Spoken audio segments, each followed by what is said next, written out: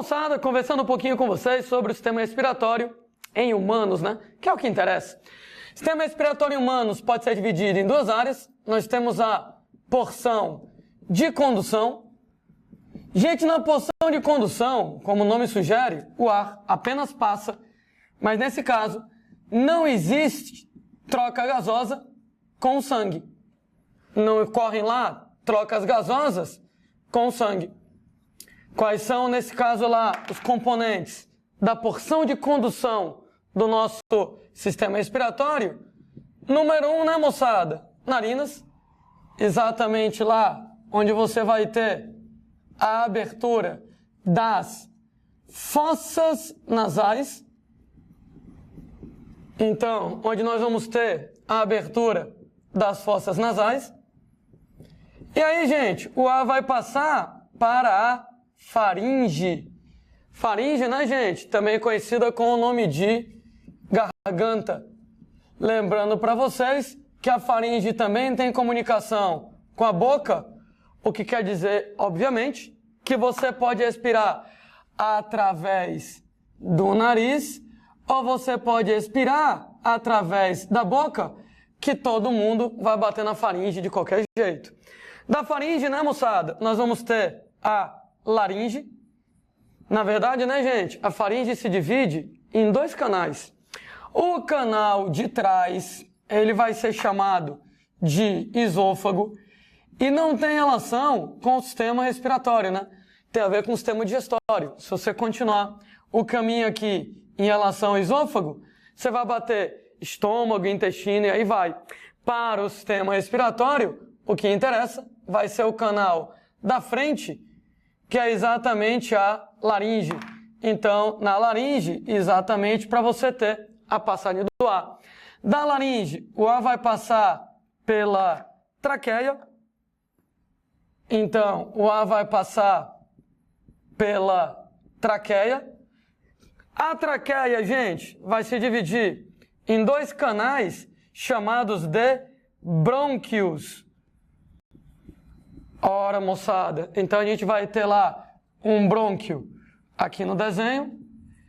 E cada um dos brônquios vai se dividir em canais menores chamados de bronquíolos. São dois brônquios, né, gente? Você tem lá o brônquio esquerdo, o brônquio direito. Você vai ter vários bronquíolos a partir de então. E, moçada, na extremidade dos bronquíolos, e aí não vai dar para ver nesse desenho, nós vamos ter lá os alvéolos pulmonares, mas os alvéolos pulmonares já fazem parte da segunda região do sistema respiratório, que vai ser a porção de expiração mesmo. A porção de expiração, ela vai ser exatamente onde acontecem as trocas gasosas com sangue, e lá vou eu adiantar um conceito extremamente importante. Nessas trocas gasosas com sangue, são chamadas pelo nome de hematose.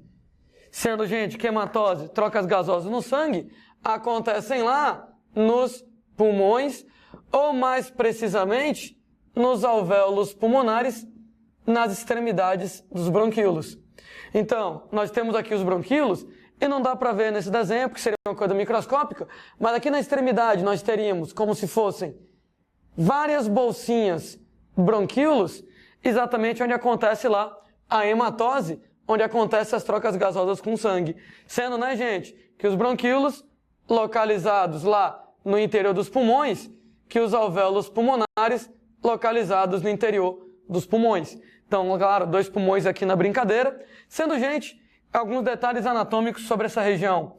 Embaixo aqui dos pulmões, nós vamos ter o principal músculo respiratório, o diafragma. E no espaço entre os dois pulmões, a gente chama de mediastino. Ora, o que significa lá esse nome horroroso? Mediastino. Mediastino é o espaço que você tem entre os dois pulmões, e no espaço entre os pulmões nós vamos ter o coração. Então você pode observar aqui no desenho idiota, né, o coração localizado lá nesse espacinho. Então, entre um pulmão e outro pulmão, o mediastino, e no mediastino, o coração aqui representado. Como é que é a brincadeira da gente a partir de agora? A brincadeira da gente a partir de agora é exatamente descrever cada um dos componentes do sistema respiratório, tanto a porção de condução, quanto lá a porção de respiração. Começando, né, gente? Com a porção de condução. Bom, narinas, eu não tenho muito o que descrever não, né? Narinas, basicamente, são os orifícios por onde você vai ter a entrada do ar lá nas fossas nasais. Opa, sobre as fossas nasais, uma outra besteirinha que eu queria discutir. As fossas nasais, elas são revestidas por uma membrana chamada de membrana pituitária. Landim tem alguma coisa a ver com a glândula pituitária, né? Que é a hipófise? Tem e não tem, né? Você tem lá, moçada, que a glândula hipófise, a glândula pituitária, ela tem a mesma origem embrionária da membrana pituitária. Mas tirando isso, não tem muita coisa a ver não. Então tem a glândula pituitária, a hipófise, tem a membrana pituitária aqui na conversa. Sendo que a membrana pituitária, ela é exatamente a mucosa das fossas nasais. Ou seja, é a membrana mucosa que vai revestir as fossas nasais. Nós vamos ter duas regiões em relação à membrana pituitária, a mucosa das fossas nasais. O terço superior, a parte mais de cima, no teto das fossas nasais, vai se chamar de pituitária amarela, também conhecida com o nome de mucosa olfativa. E a gente, moçada, já conversou sobre isso na aula de sistema respiratório. Então, a pituitária amarela, a mucosa olfativa, no terço superior lá das fossas nasais, no teto das fossas nasais, vai ser exatamente responsável pelo olfato. Bom, os 2/3 inferiores da membrana pituitária vai exatamente corresponder à pituitária vermelha, sendo que a pituitária vermelha, ela vai ser também chamada de respiratória. Apesar, moçada, de você não ter hematose, né? De você não ter trocas gasosas nessa região, ela é chamada de pituitária vermelha ou respiratória, e ela vai ter 3 papéis bastante interessantes pra gente. Né? Todo mundo já ouviu falar que é melhor você respirar pelo nariz do que você respirar pela boca. Ora, você pode muito bem deixar o ar entrar narinas, fossas nasais, faringe, ou ele pode entrar pela boca e da boca vai para a faringe do mesmo jeito. Mas é melhor respirar pelo nariz do que respirar pela boca. Por quê? Porque quando o ar, gente, ele passa pela pituitária vermelha, ele é, número 1, umedecido. Todo mundo já dormiu alguma vez, né, de nariz entupido, né, para respirar só pela boca e acordar com a garganta ressecada, ardendo, exatamente porque se você respira lá pelo nariz direitinho, quando o ar passa pelo nariz, ele vai acabar sendo umedecido. Mas se você respira pela boca, não há esse umedecimento, a garganta resseca. Isso acaba sendo incômodo.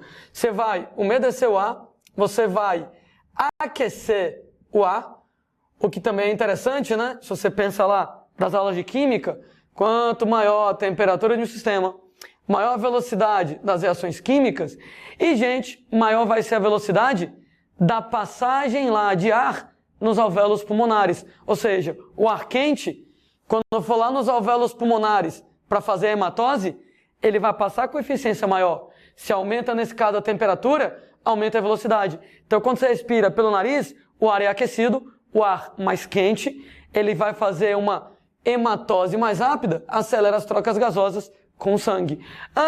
E você também vai ter o papel de limpar o ar. Outro benefício, moçada, que você tem em respirar pelo nariz, ao invés de respirar pela boca. Agora, por que você vai limpar o ar? Por que você vai limpar o ar? Porque nessa região, nós vamos ter, moçada, muco.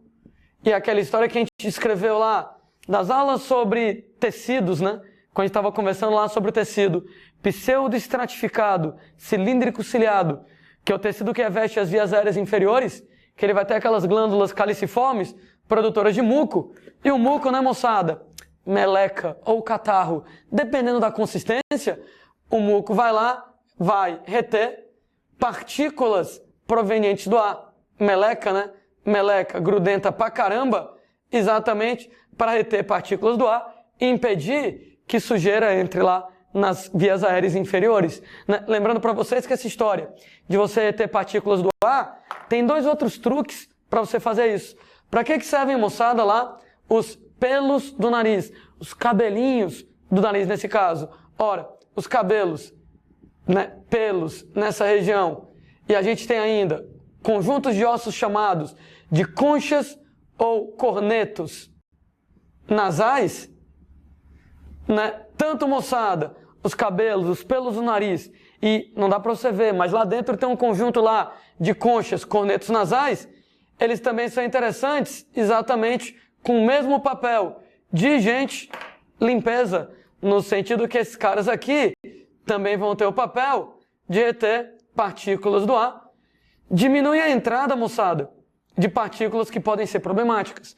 Então, por exemplo, partículas muito pequenininhas, elas grudam no muco.